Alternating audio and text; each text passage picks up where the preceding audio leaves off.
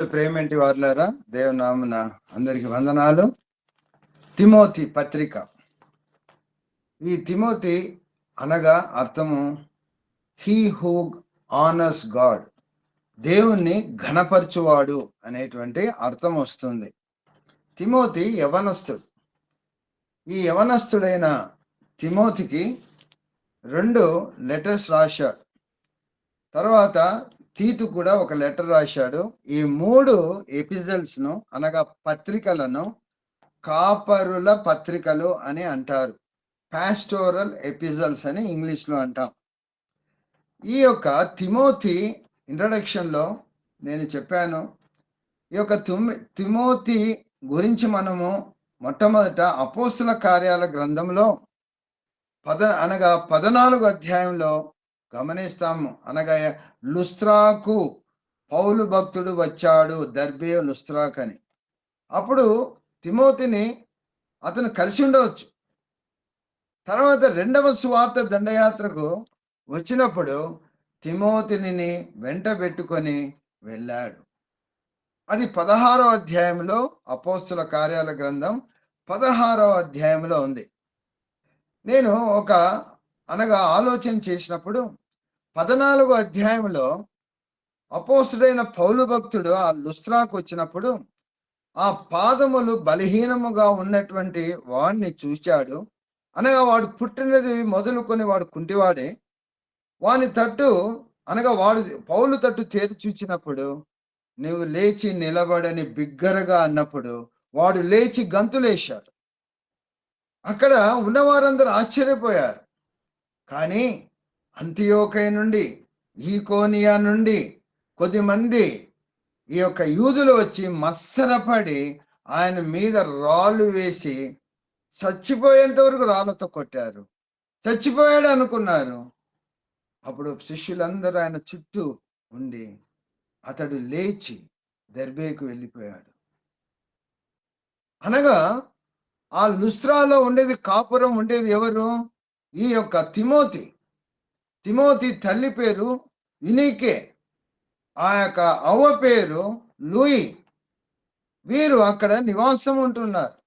అటువంటి సంఘటన జరిగి చూచి కూడా తన కుమారుని 16వ అధ్యాయంలో గమనిస్తే అపోస్తుడైన పౌలు భక్తునికి ఇచ్చి పంపించారు సువార్త వ్యాపకం కోసం. ఒక జతపనివానిగా పంపించారు. ఎంత గొప్ప సంగతి కదా! అయ్యో నా కుమారుడు, అయ్యో పౌలు భక్తునే అనగా ఏ విధంగా రాళ్లతో కొట్టి చంపాలనుకున్నారే, మరి నా కుమారుడు పౌలు భక్తునితో నేను పంపిస్తున్నానే, అతను కూడా మరి రాళ్లతో కొట్టబడి చంపబడతాడేమో అని ఆలోచన చేయకుండా దేవుని పట్ల భయము భక్తి కలిగినటువంటి స్త్రీలు కాబట్టి తిమోతిని, యవ్వనస్తుడైన తిమోతి, టీనేజ్ పర్సన్ జతపరిచి పంపించారు. ఎంత గొప్ప సంగతి కదా! మనము అపోస్తుల కార్యాల గ్రంథము 28 అధ్యాయాల వరకు బాగా క్షుణ్ణంగా చదివితే అక్కడ 3 సువార్త దండయాత్రలు మాత్రమే జరిగినట్టు అపోస్తుల కార్యాల గ్రంథములో మన వైద్యుడైన లూకా గారు రాసి గ్రంథస్థం చేశారు. మనము మొట్టమొదటి సువార్త దండయాత్ర నేను ప్రతిసారి చెప్తున్నాను, ఎందుకనగా ఇది తెలిసింటే మనం పాఠంలోకి ఈజీగా పోగలం.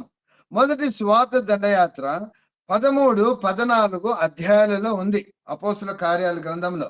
మరి 2వ సువార్త దండయాత్ర 15 నుంచి 18 అధ్యాయం వరకు ఉంది. 3వ సువార్త దండయాత్ర 18 నుంచి 21వ అధ్యాయం వరకు ఈ 3 సువార్త దండయాత్రలు ఉన్నాయి. కానీ 3వ సువార్త దండయాత్రలో ఆయన అంతియోకుకు పోకుండా ఆయన యెరూషలేముకు పోయాడు. మొట్టమొదట యెరూషలేముకు పోయినప్పుడు ఆయన బంధించారు, ఆయన అరెస్ట్ చేశారు. అక్కడి నుంచి అతను మరలా కైసరుకు వెళ్ళడము, కైసరు నుంచి నేను మరలా ఎక్కడికి రోమాకు పోవాలని రోమాకు పోయాడు. ఆ రోమాలో అతని హౌస్ అరెస్ట్ చేశారు. అంతవరకు మరలా 2 సంవత్సరాలు గడిచాయి. మరలా హౌస్ అరెస్ట్ చేసినప్పుడు 2 సంవత్సరాలు హౌస్ అరెస్ట్ లో ఉండినాడు. చూద్దామా అపోస్తుల కార్యాల గ్రంథం లాస్ట్ చివరి అధ్యాయం 28వ అధ్యాయము 30వ వచనం నేను చదువుతున్నాను. పౌలు 2 సంవత్సరములు పూర్తిగా తన అద్దె ఇంట కాపురం ఉండి, అద్దె ఇండ్లు హౌస్ అరెస్ట్ చేసేశారు.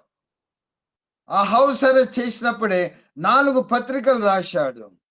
అందరికి తెలుసు కదా ఇవేవి. ఎఫెసీ పత్రిక, ఫిలిప్పి పత్రిక, కొలసై పత్రిక, ఫిలేమోను పత్రిక.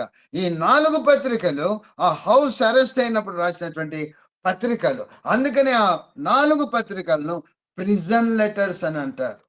ప్రభునందు ప్రేమేంటి వాళ్ళారా, ఇంట్రడక్షన్ కావాల్సిన వారు నేను ముందు చెప్పినటువంటి ఆ యొక్క తిమోతి ఇంట్రడక్షన్ మీరు కానీ ఒకసారి వింటే మీకు బాగా అర్థమవుతుంది. సరే, ఇప్పుడు నేరుగా నేను పాఠంలోకి వెళ్తున్నాను. 6 అధ్యాయాలు కలిగినటువంటిది, 113 వచనాలు. 6 అధ్యాయాలు 113 వచనములు కలిగినటువంటి ఈ యొక్క తిమోతి పత్రిక ఏంటి, దేని గురించి రాశాడు, ఎప్పుడు రాశాడు మనం గమనిస్తే గన హౌస్ అరెస్ట్ అయినప్పుడు ఆయన రిలీజ్ అవ్వడం జరిగింది. ఇది ఇక్కడ రాయలేదు, కానీ మనము 1 తిమోతి పత్రిక చదివిన అనగా ఆయన రిలీజ్ అయ్యి మరలా తిమోతిని తీసుకొని, తీతును తీసుకొని ఆయన 4వ సువార్త దండయాత్ర చేసినట్టుగాను, ఆసియాలోని ఎన్నో సంఘాలను ఆయన దర్శించినట్టుగాను ఈ యొక్క చరిత్ర చెబుతున్నది.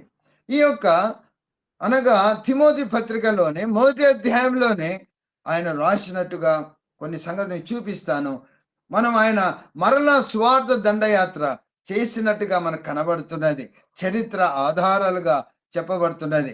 ప్రభునందు ప్రేమేంటి వాళ్ళారా, ఈ యొక్క అపోస్తుడైన పౌలు భక్తుడు ఈ 1 తిమోతి పత్రిక ఎప్పుడు రాశాడనగా ఆయన 2 సంవత్సరముల హౌస్ అరెస్ట్ అయి తర్వాత రిలీజ్ అయినప్పుడు, ఆయన మాసిదోనియాకు వెళ్తూ ఉన్నప్పుడు తిమోతిని నువ్వు ఎఫ్ఎస్సిలోనే ఉండు, ఎఫ్ఎస్సిలో ఉండి సంఘాన్ని క్రమబద్ధపరచని చెప్పి ఆయనను అక్కడే వదిలేసి వెళ్ళిపోయాడు. తర్వాత మాసిదోనియా నుండి ఆయన లెటర్ రాశాడు. తర్వాత 2వ తిమోతి పత్రిక మనము నెక్స్ట్ ధ్యానం చేస్తాం కదా, అది ఎప్పుడు రాశాడు అనగా తర్వాత అతను దాదాపు 4 సంవత్సరాలు ఆయన 4వ సువార్త దండయాత్రను అనగా చేస్తూ ఉన్నప్పుడు ఆయనను మరలా అరెస్ట్ చేశారు, రోమాలో అరెస్ట్ చేశారు. అప్పుడు నీరో చక్రవర్తి పరిపాలిస్తున్నాడు. ఆయన అరెస్ట్ చేసి అతనిని అనగా హతసాక్షిగా అవ్వడం జరిగింది. అతని తలను నరికివేశాడు నీరో చక్రవర్తి. ఆ 2వసారి ఆయన అరెస్ట్ అయినప్పుడు 2వ తిమోతి పత్రికను రాశాడు. కానీ తీతు పత్రికను, 1 తిమోతి పత్రికను ఆయన మొదటిసారి అరెస్ట్ అయి రిలీజ్ అయినప్పుడు రాసిన ఈ 2 పత్రికలు. ఇప్పుడు 1 తిమోతి పత్రికను మనం ధ్యానం చేయబోతున్నాం. ప్రభునందు ప్రేమేంటి వారులారా, బైబిల్ ఉన్నవారు తెరిచి చూడవలసిందిగా కోరుతున్నాను. 1 తిమోతి పత్రిక ఈ 6 అధ్యాయాలు 113 వచనాలు కలిగినటువంటిది. What is the main theme, what is the main theme of 1 Timothy అని ఒకవేళ మీరు నన్ను అడిగితే నేను ఈ విధంగా చెప్తాను, ఇంగ్లీష్లో చెప్తాను, తెలుగులో చెప్తాను. తిమోతి అంటే the episode of Timothy is of 2-fold truth. One is 3:15, the second one is 2:14. 3వ అధ్యాయం అనగా ఈ తిమోతి పత్రిక ఒక 2 భావాలు అనగా కలిగినటువంటి అనగా భావం కలిగినటువంటి పత్రిక ఇది. ఏదనగా 3వ అధ్యాయం 15వ వచనం అనగా ఏమి 3వ అధ్యాయం 15వ వచనము, దేవుని మందిరములో అనగా జీవము గల దేవుని మందిరములో జనులు ఎలాగా ప్రవర్తించాలో అనగా the order of the church అని నంబర్ 1. రెండవదిగా 2వ అధ్యాయం 4వ వచనములో ఆయన మనుషులందరూ రక్షణ పొంది సత్యమును గూర్చిన అనుభవ జ్ఞానము గలవారై ఉండవలనని నిశ్చయించుచున్నాడు అనగా ఆల్ షుడ్ బి సేవ్డ్. ఇది అండి ఈ యొక్క తిమోతి పత్రిక యొక్క ముఖ్య ఉద్దేశం. ఆయనను ఎఫెసీ సంఘానికి పాస్టర్గా ఉంచాడు. ఈ యొక్క సంఘం యొక్క క్రమశిక్షణ ఏ విధంగా ఉండాలని రాస్తున్నటువంటి పత్రిక ఈ యొక్క 1 తిమోతి పత్రిక. 1 అధ్యాయము నుంచి మనము క్లుప్తంగా ధ్యానం చేస్తూ పోదాము. మొదటి తిమోతి పత్రికలో ఏమి రాశాడు, ఏంటి ఏ అంశాలు ఏముండాయని మనం గమనిస్తే గన మొదటి తిమోతి పత్రిక, అసలు ఈ తిమోతిని గురించి 2 మాటలు చెప్పి ముందుకెళ్తాను. Timothy Timothy Timothy's promise for the ministry was recognised early. అనగా ఆయన పరిచర్యలోకి వస్తాడని, బాగా గమనించాలి, తిమోతి పరిచర్యలోకి వస్తాడని ముందుగానే ప్రవచించడం జరిగిందట. అది ఎక్కడా లేదు, వాక్యంలోనే ఉంది. ముందుగానే ప్రవచించడం జరిగింది. 1వ అధ్యాయం 18వ వచనం నేను చదువుతున్నాను. మొదటి తిమోతి పత్రిక 1వ అధ్యాయం 18వ వచనం. నా కుమారుడైన తిమోతి, నీవు విశ్వాసమును మంచి మనసాక్షి కలిగిన వాడవై నిన్ను గూర్చి ముందుగా చెప్పబడిన ప్రవచనముల చొప్పున ఈ మంచి పోరాటము పోరాడవలనని వాటిని బట్టి ఈ ఆజ్ఞ నీకు అప్పగించుచున్నాను. అనగా ముందుగా చెప్పబడిన ప్రవచనముల చొప్పున. ఎందుకు? నీవు విశ్వాసమును మంచి మనసాక్షి కలిగిన వాడవై, అనగా ముందుగానే ప్రవచింపబడింది నీ గురించి. నీవు ముందుగానే అనగా కొంతమంది దైవ జనుల ద్వారా ప్రవచింపబడి నీవు దేవుని వాక్యాన్ని ప్రకటిస్తావని ముందుగా చెప్పబడిన రీతిగా చూడండి. అది ఏ విధంగా పౌలు భక్తుడే రాశాడు. 4వ అధ్యాయము 14వ వచనం నేను చదువుతున్నాను. 4వ అధ్యాయం 14వ వచనం. పెద్దలు అంటే ఎల్డర్స్ హస్త నిక్షేపణము చేయగా, అంటే చేతులుంచి చేయగా, ప్రవచన మూలముగా నీకు అనుగ్రహింపబడి నీలో ఉన్న వరమును అలక్ష్యము చేయకుము. అనగా ముందుగానే పెద్దలు నీ మీద చేతులుంచి వారు చెప్పిన మాట ఏమనగా, నీకు వరమునిచ్చాడు దేవుడు ఒకటి, ఆ వరాన్ని నిర్లక్ష్యము చేయొద్దు. ఏ వరం అది? ఇదే ప్రవచించే వరం. అనగేంటి? దేవుని వాక్యాన్ని ప్రవచించే, దేవుని సువార్తను చెప్పేటువంటి వరాన్ని తిమోతికి ముందుగానే ఇచ్చాడట.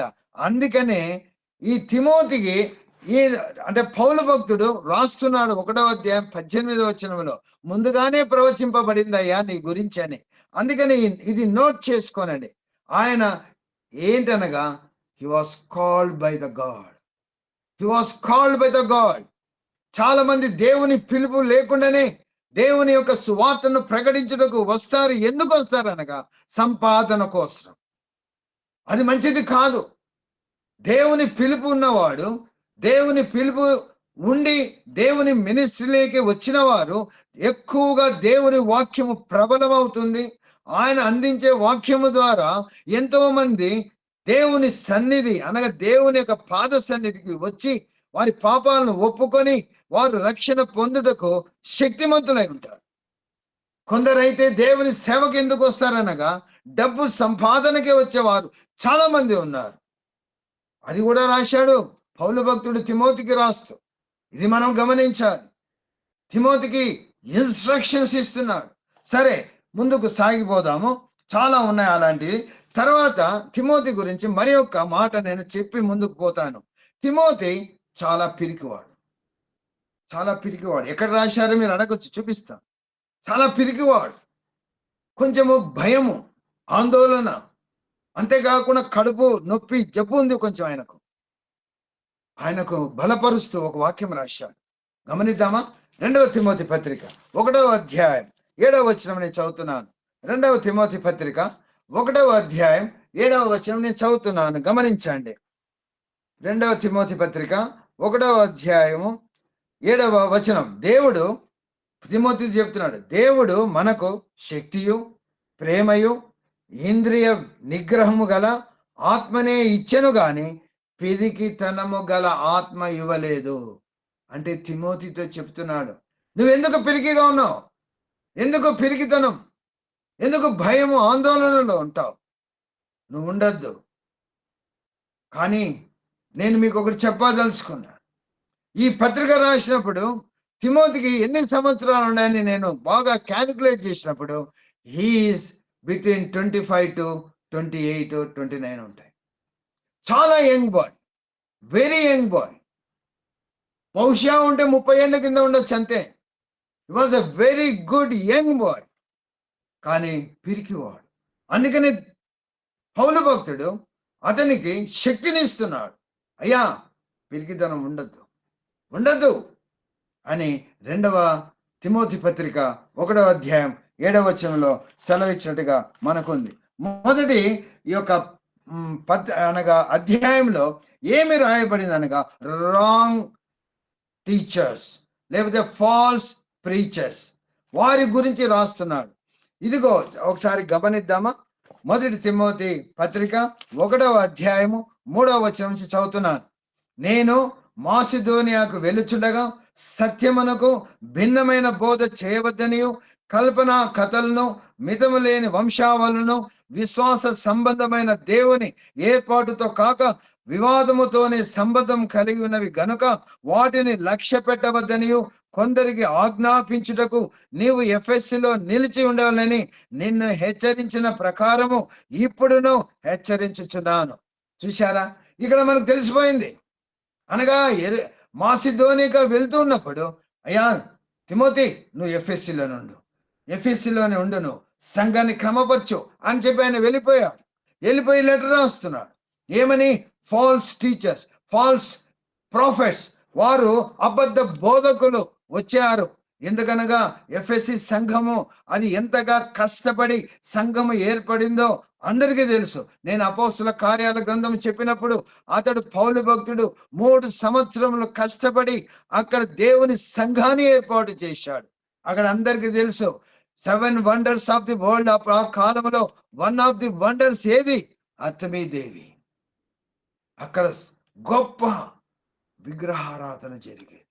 అటువంటి ఆ విగ్రహారాధన అయిన ఆ యొక్క పట్టణములో దేవుని సంఘాన్ని ఏర్పాటు చేశాడు పౌలు భక్తుడు. ఆ సంఘములో ఇప్పుడు ఎవరు చొరబడ్డారు? అబద్ధ బోధకులు చొరబడ్డారు. అబద్ధ బోధకులు లోపలికి చొరబడి అబద్ధ బోధను ప్రారంభించాడు.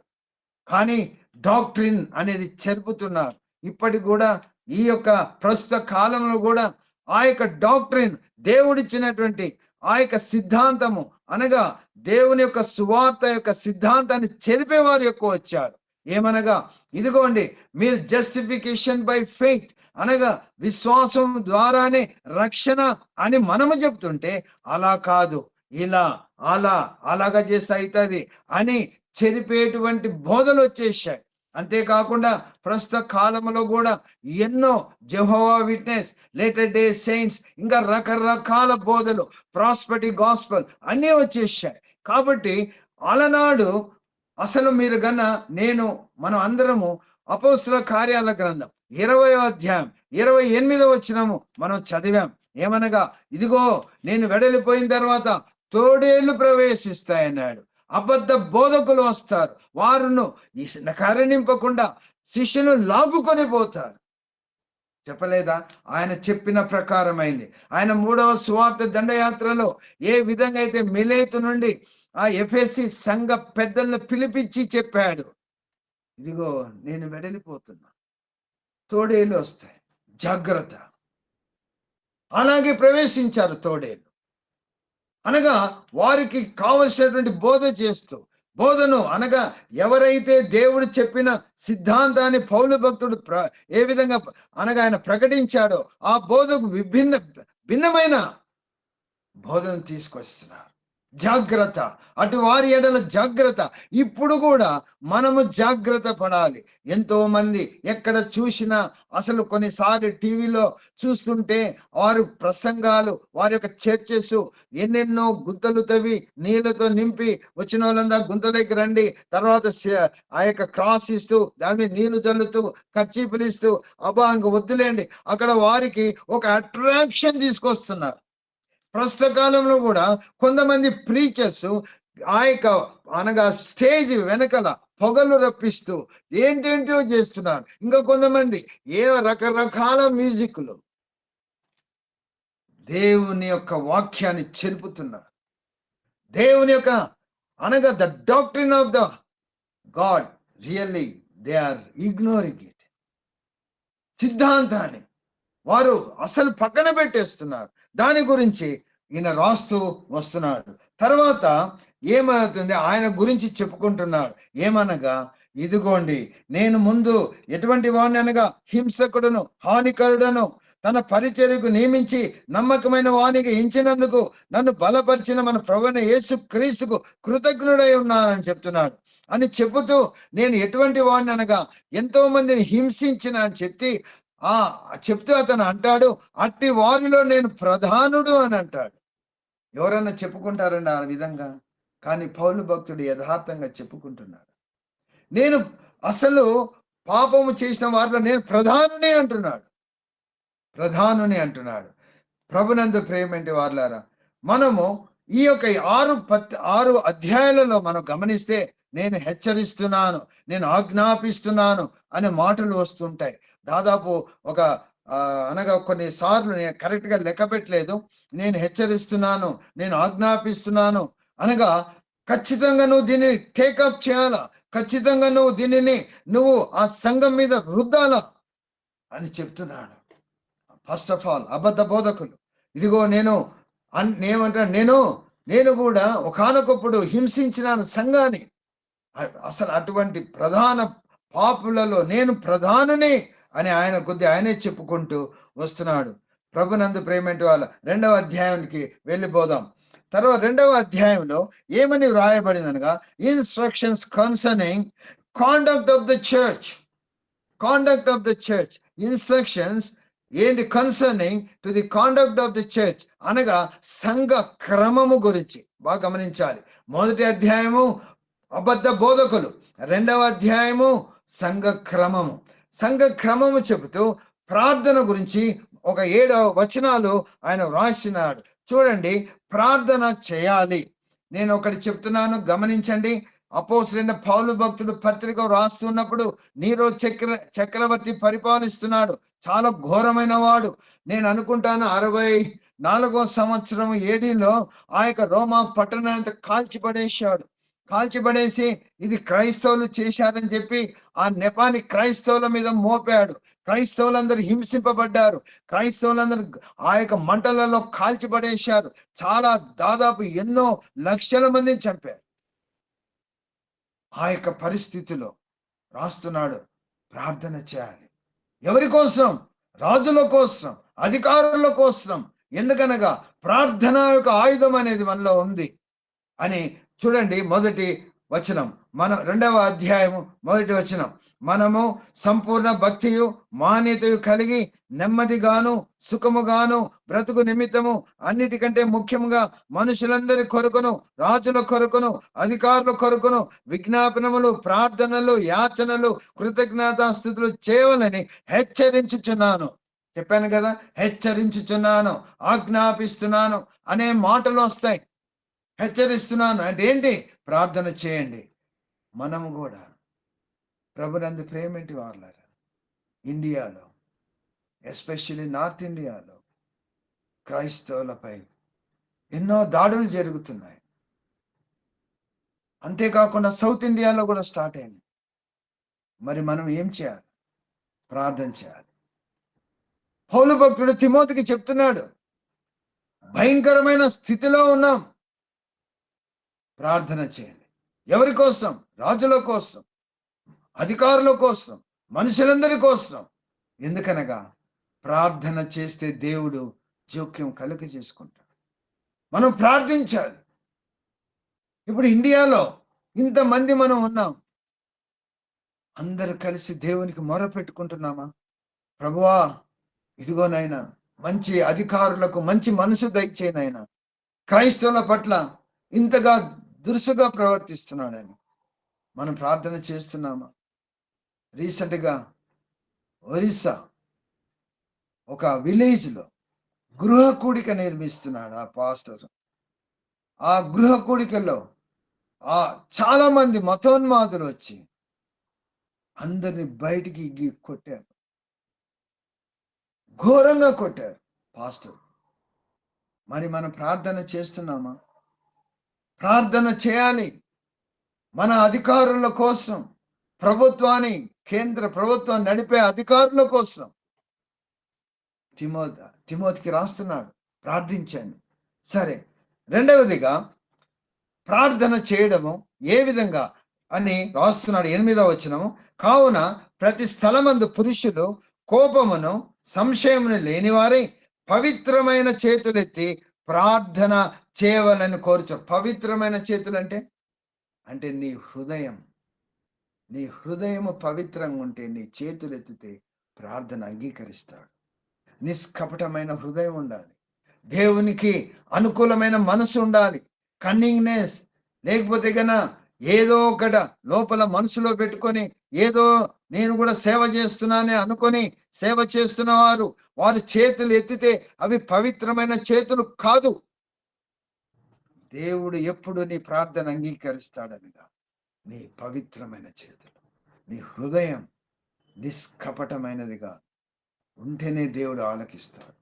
దేవుడు చెబుతున్నాడు తిమోతికి ఏ విధంగా ప్రార్థన చేయాలని. పవిత్రమైన చేతులెత్తి మనం ప్రార్థన చేయాలి. సరే, స్త్రీల గురించి ఏ విధంగా స్త్రీలు ఉండాలి, ఏ విధంగా పురుషులు ఉండాలి సంఘములో అని చెబుతూ, స్త్రీలు అనుకోయు స్వస్థ బుద్ధియు, ఇది వెరీ ఇంపార్టెంట్, అనగా మోడెస్టీ అండ్ డీసెన్సీ. వాళ్ళలో ఏముండాలండి అనగా స్త్రీలకు చెబుతూ పౌలు భక్తుడు అనుకోవయు స్వస్థ బుద్ధి గలవారై ఉండి తగు మాత్రపు వస్త్రము చేతనే గాని జడలతోనైనను బంగారంతోనైనను ముత్యములతోనైనా కాక మిగుల వెలగల వస్త్రములతోనైనా అలంకరించుకొనక దైవ భక్తి గల వారమని చెప్పుకుని స్త్రీలకు తగినట్టుగా సత్క్రియల చేత తమను అలంకరించుకోవాలి. ఆ కాలంలో గ్రీకు దేశస్థులు, ఆ స్త్రీలు ధనవంతులు చాలా విలువైన గుడ్డలు, విలువైన వజ్రాలు లాంటి అవన్నీ పెట్టుకొని వచ్చేవారట. ఆ సమయంలో పౌలు భక్తుడు గమనించి రాస్తున్నటువంటి మాటలు అనగా ఆ వజ్రాలు ఆభరణాలు వేసుకోవద్దని ఇక్కడ చెప్పట్లే, వేసుకోండి. కానీ అన్నిటికన్నా ముఖ్యమైనది ఏంటి? మన హృదయంలో సత్క్రియల ద్వారా అలంకరించుకోవాలి. మనము అనగా అవుట్వర్డ్ లుక్ కన్నా inward word look should be good అంటున్నాడు. ఎందుకనగా దేవుడు చూసేది బాహ్యమైనటువంటి అలంకరణ కాదు, లోపల నీ హృదయ అలంకరణ చూస్తాడని రాస్తూ ఉన్నాడు. హృదయ అలంకరణ. అందుకని దావీదు అనగా యెస్సై ఆ యొక్క బెత్లెహేమునకు పోయి ఆ యొక్క యెస్సై కుమారులలో ఒక కుమారుణ్ణి నువ్వు అభిషేకము చేయనప్పుడు అభినాదాబు వస్తాడు, నాదాబు వస్తాడు, అందరూ వస్తారు. వద్దు వద్దు అంటాడు దేవుడు. ఎవరనగా ఇదిగో గొర్రెలు కాసుకుంటున్నాడు ఒకడు, వాడిని పిలువు అన్నప్పుడు పిలిచాడు. చిన్న పిల్లవాడు, ఎర్రని వాడు, అటువంటి వాని మీద ఇతనినే నేను కోరుకున్నది. వారు కాదు, వారు ఎత్తు బలము కాదు నేను చూసింది, వారి యొక్క బాహ్యమైన రూపం నేను చూడలేదు. నేను I will see the inner heart. ప్రభునందు ప్రియమేంటి వారులారా, మన బాహ్య అలంకరణ కన్నా మన హృదయ అలంకరణ ముఖ్యమని ఇక్కడ పౌలు భక్తుడు చెప్తున్నాడు. చూడండి, ఆ తర్వాత స్త్రీలు మౌనముగా ఉండవలసినది. 12వ వచనం, మౌనముగా ఉండవలసిదే కానీ ఉపదేశించుట కానీ పురుషుల మీద అధికారం చేయట కానీ ఆమెకు సెలవేయను. మొదట ఆదామును తర్వాత హవ్వను నిర్మింపబడిరి కారా, మరి ఆదాము మోసపరచబడలేదు కానీ స్త్రీ మోసపరచబడినది. కాబట్టి ప్రభునందు ప్రేమేంటి వారులారా, ఇక్కడ కొద్దిగా మనం బాగా అర్థం చేసుకోవాలి. అనగా ఏంటి? సంఘముగా కూడినప్పుడు స్త్రీలు మౌనంగా ఉండాలి. సంఘముగా కూడకుండా ఉండినప్పుడు స్త్రీలు వెళ్ళి సువార్త చెప్పవచ్చు. మగవారికి కూడా మీరు సువార్త వినండి అని చెప్పి వారిని కౌన్సిలింగ్ చేయొచ్చు, అన్నీ చేయొచ్చు. కానీ సంఘముగా కూడినప్పుడు స్త్రీ మౌనముగా ఉండాలి. ఇది డాక్ట్రిన్. సరే, నెక్స్ట్ మూడవ అధ్యాయము ఏమని సెలవిస్తున్నది అని మనం గమనిస్తే గన, instructions concerning elders and deacons. Instructions concerning elders and deacons అనగా అధ్యక్ష పదవి అనగా పాస్టర్లకు, తర్వాత పరిచారకులకు. ఇంగ్లీష్లో ఎల్డర్స్ అంటారు, పాస్టర్స్ అంటారు, ఓవర్సియర్స్ అంటారు, బిషప్స్ అంటారు. ఈ పదాలన్నీ అనగా సినానిమ్సే, అనగా పర్యాయ పదాలే. మరి ఒకసారి చెప్తున్నాను, పాస్టర్ అన్న, బిషప్ అన్న, ఓవర్సియర్ అన్న, ఎల్డర్ అన్న, ఇవన్నీ ఒకటే. అనగా నీవు అధ్యక్ష పదవి అనగా నువ్వు ఎల్డర్గా కావాలా అనుకుంటే నీకు కొన్ని క్వాలిటీస్ ఉండాలి. నువ్వు పరిచారకునిగా ఉండాలంటే నీకు కొన్ని క్వాలిటీస్ ఉండాలి. చాలా మంది కొన్ని సంఘాలలో ఈవెన్ అన్నము వడ్డించాలన్నా అన్నది పరిచర్య. అన్నము వడ్డించాలన్న వానికి కొన్ని క్వాలిటీస్ ఉండాలా. వానికి ఆ క్వాలిటీస్ లేకపోతే అన్నం కూడా వడ్డించద్దు అంటారు. ఇది మీరు నోట్ చేసుకోండి పాయింట్. ఎందుకనగా పరిచారకునికి ఉండవలసినటువంటి క్వాలిటీస్ కూడా ఇక్కడ రాసి గ్రంథస్థం చేయబడింది. నువ్వు అన్నం వడ్డించాలన్నా, నువ్వు కసువు ఊడవాలన్నా, నువ్వు చీరలలో ఆ యొక్క మట్టి దులపాలన్నా కానీ నీకు కొన్ని క్వాలిటీస్ ఉండాలి. దేవుని సంఘం అంటే అంత పవిత్రమైనది అని గమనించాలి. అధ్యక్ష పదవి కోరేవారు ఏమైనా కోరుతున్న దొడ్డ పని, దొడ్డ పని అనగా ఆ నోబుల్ వర్క్. ఇది గమనించాలి. అధ్యక్ష పదవిని కోరుకునేవారు లేకుంటే ఆశించేవారు ఏమని ఆశిస్తున్నారు అనగా a noble work. A noble work. చూడండి, అధ్యక్షుడు నిందారహితుడుగా ఉండాలి. ఏకపత్ని పురుషుడు మితానుభావుడును, స్వస్థ బుద్ధి గలవాడును, మర్యాదస్తుడును, అతిథి ప్రియుడును, బోధింప తగిన వాడై ఉండి మద్యపానీయం కొట్టువాడు కాక సాత్వికుడును, జగడమాడని వాడును, ధనాపేక్ష లేని వాడునై సంపూర్ణ మాన్యత కలిగి తన పిల్లలను స్వాధీనపరుచుకొనుచు తన ఇంటి వారిని బాగా ఏలువాడై ఉండాలి. ఈ క్వాలిటీస్ అనేది చూస్తే భయం పడుతుంది ఒకసారి. అసలు సాత్వికుడు అంటారు. కొందరు సాత్వికమే ఉండదు, వారు కూడా వెళ్ళరు సార్. ఇంకొందరు ఉన్నారు జగడమాడని వాడు, ఏదానికి ఫైటింగ్. అటువంటి వాడు is not fit to be an elder. జగడం ఆడకూడదు, సాత్వికం ఉండాల. జగడము ఆడని వాడు, ధనాపేక్ష లేనివాడు. కొందరు అంటే నాకే సిగ్గు అనిపిస్తుంది చెప్పడానికి. కొందరు పరిచర్యకి అనగా దేవుని పరిచర్యకి ఎందుకు వస్తారో నాకే తెలియదు, కానీ కొందరు ధనం ధనం ధనం. టీవీలో కానీ ఎక్కడ చూస్తే కన్నా ఇదిగోండి మీరు ఒక్కొక్కరు వేయండి, 15,000 మంది వేయండి, నాకెంత వస్తుంది. డబ్బు. భక్త సింగ్ గారు ఒక్కరిని కూడా చెయ్యి చాచలేదండి. భక్త సింగ్ గారు ఒక్కరిని కూడా చెయ్యి చాచి నాకు ఒక 10 రూపాయలు ఇయని ఏనాడు తన పరిచర్యకు వచ్చి చనిపోయేంత వరకు ఒక్క పైసా కూడా ఎవరిని అడగలేదు. అతను 10,000 సంఘాలను కట్టాడు. మన వాళ్ళ మెసేజ్ చెప్పరా బాబు అంటే నాకు ఈ కష్టం ఉంది, నాకు ఆ కష్టం ఉంది, నాకు డబ్బులు ఇవ్వండి. దేవుని అడగరు. అడుగుడి ఇవ్వబడును. దేవుని అడుక్కో.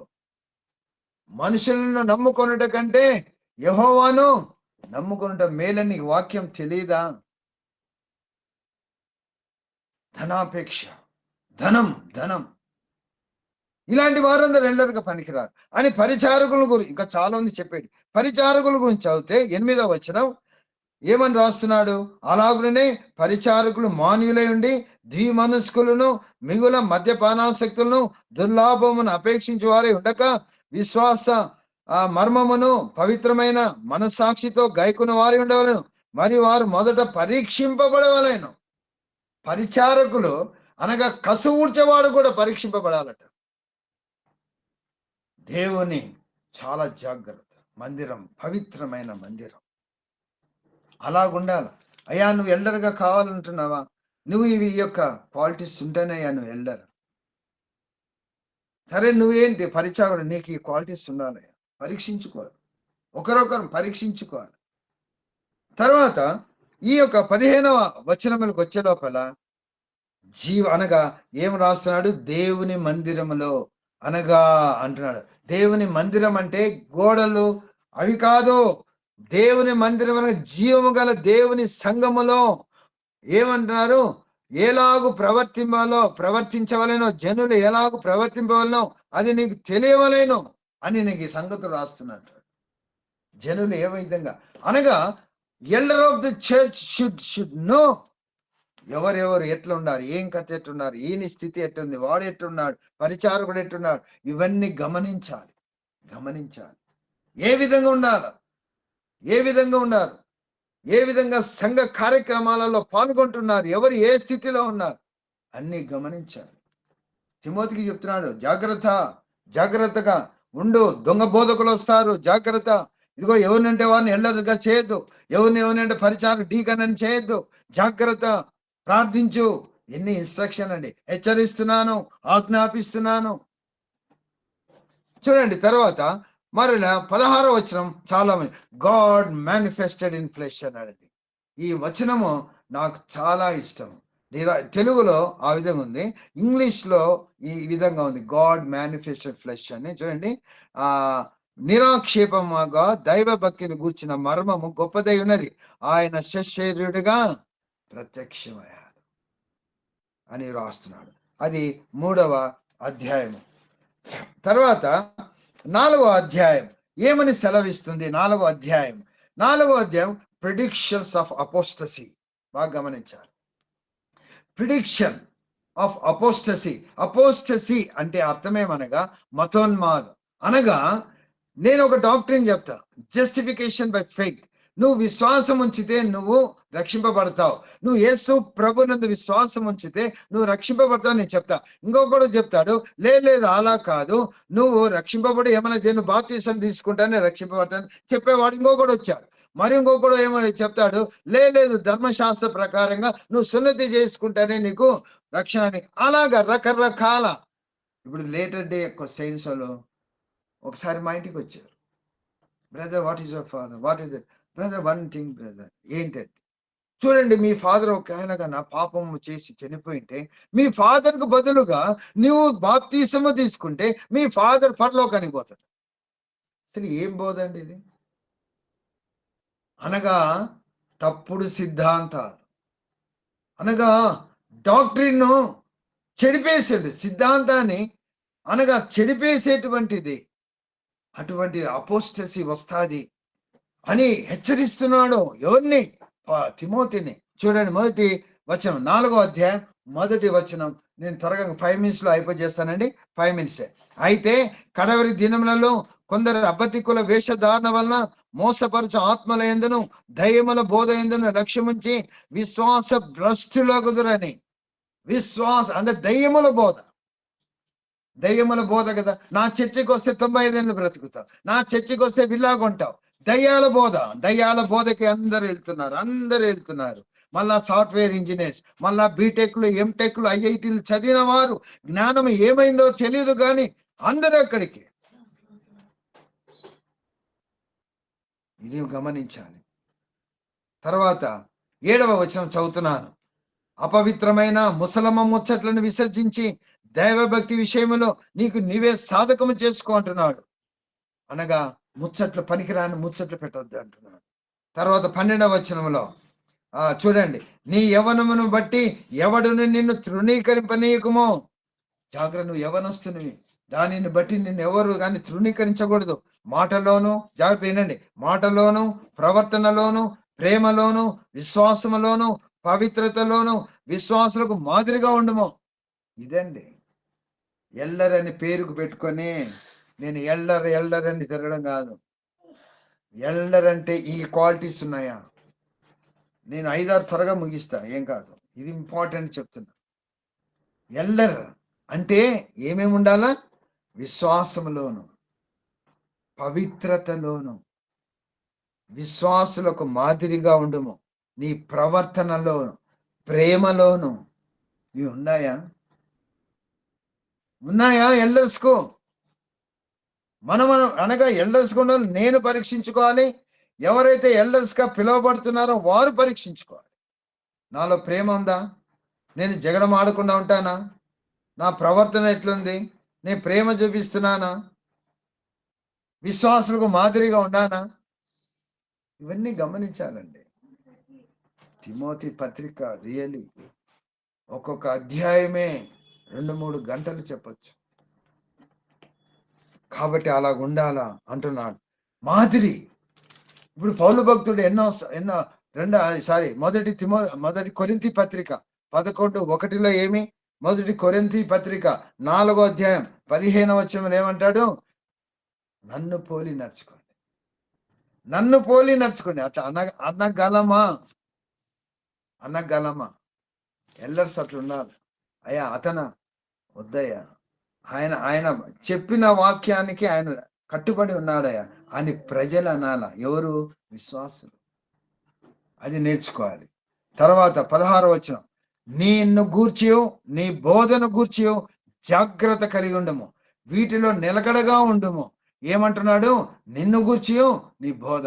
ఇప్పుడు నేనుండాను, నన్ను గురించి నేను పరీక్షించుకోవాలి. నా బోధ, నేనే శుద్ధి మాటలు మాట్లాడుతున్నానా, లేకపోతే గన ఏం మాట్లాడుతున్నాను, నేను ప్రజలకు అనగా అర్థమయ్యేటట్టు చెప్తున్నానా, లేకపోతే ఏ విధంగా చెప్తున్నాను గమనించాలి. తిమోతికి చెప్తున్నాడు, నిన్ను గూర్చి నీ బోధన గూర్చి జాగ్రత్త. ఏమి హెచ్చరికలండి.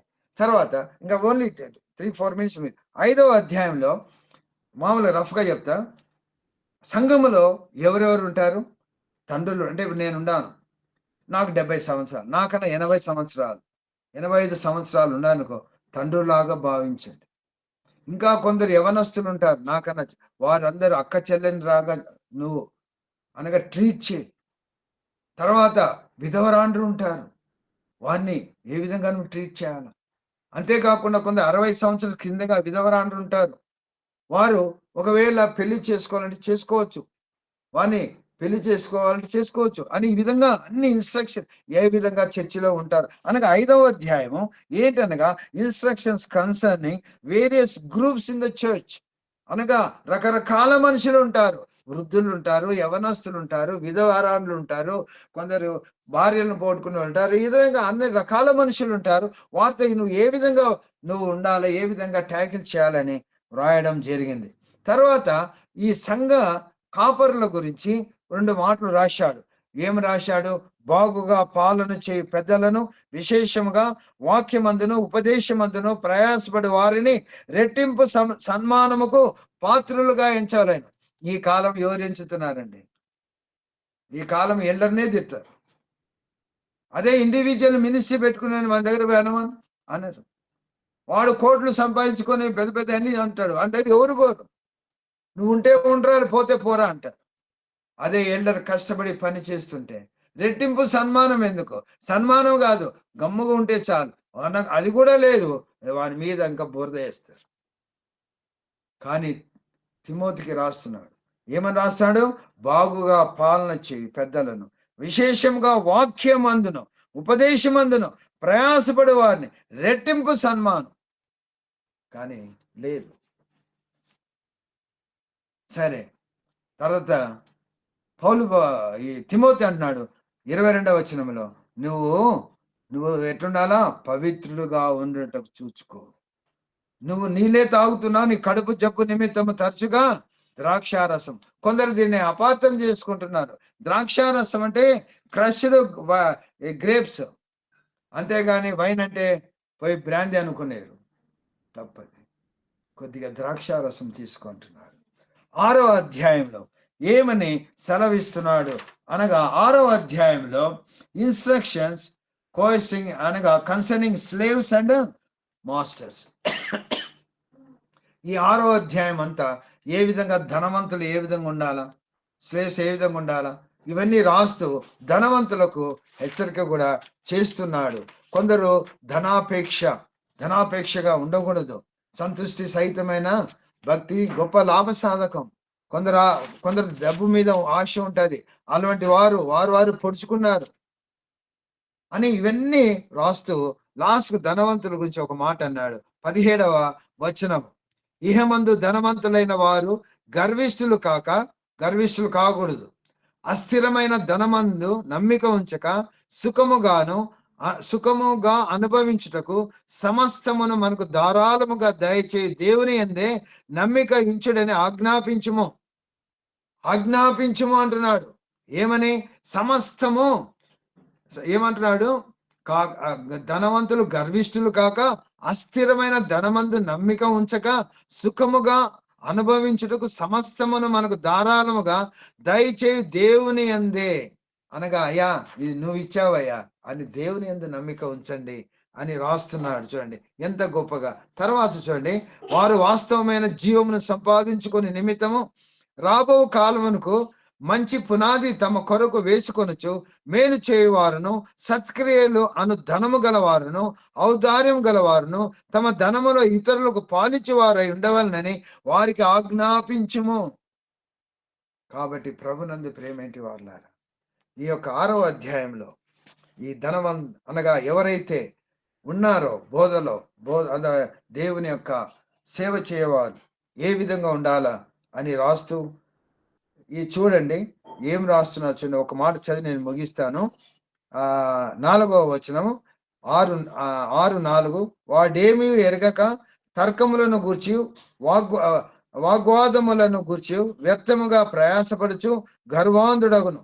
వీటి మూలముగా అసూయ, కలహము, దూషణలు, తర్వాత దురనుమానములు, చెడిపోయిన మనసు కలిగి సత్యహీనులై దైవభక్తి లాభ సాధనమనుకొను మనుషుల వ్యర్థ వివాదములను కలుగుచున్నవి. ఎప్పటికే కానీ ధనము ఆశ ఉండకూడదు, ఆశే ఉండకూడదు.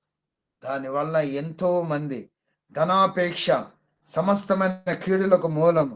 కొందరు వాటిని ఆశించి విశ్వాసం నుండి తొలగిపోయి నానా బాధలతో తమను తాము పొడుచుకునేది. కాబట్టి ఈ 6వ అధ్యాయం తిమోతికి ఆయన రాస్తూ ఏ విధంగా నువ్వు సంఘ క్రమము నువ్వు ఏర్పాటు చేయాలి, ఆయన ప్రతి విషయంలో పౌలు భక్తుడు ఆజ్ఞాపిస్తున్నాను, హెచ్చరిస్తున్నాను అని రాసి గ్రంథస్థం చేసి, ఇదిగో తిమోతికే కాదు ప్రస్తుతం ఉన్న ఈ కాలంలో కూడా ఇటువంటి సంగతులే జరుగుతున్నాయి. కాబట్టి మనకు కూడా వర్తిస్తుంది. మనం కూడా చదువుకొని ఏ విషయాలలో పడిపోయినామో ఆ విషయాలలో దేవుని యొద్ద క్షమాపణ కోరి మనం దేవుని వాక్యానుసారంగా బ్రతుకుటకు పరిశుద్ధాత్మ దేవుడి సహాయం దయచేయునుగాక. ఆమేన్.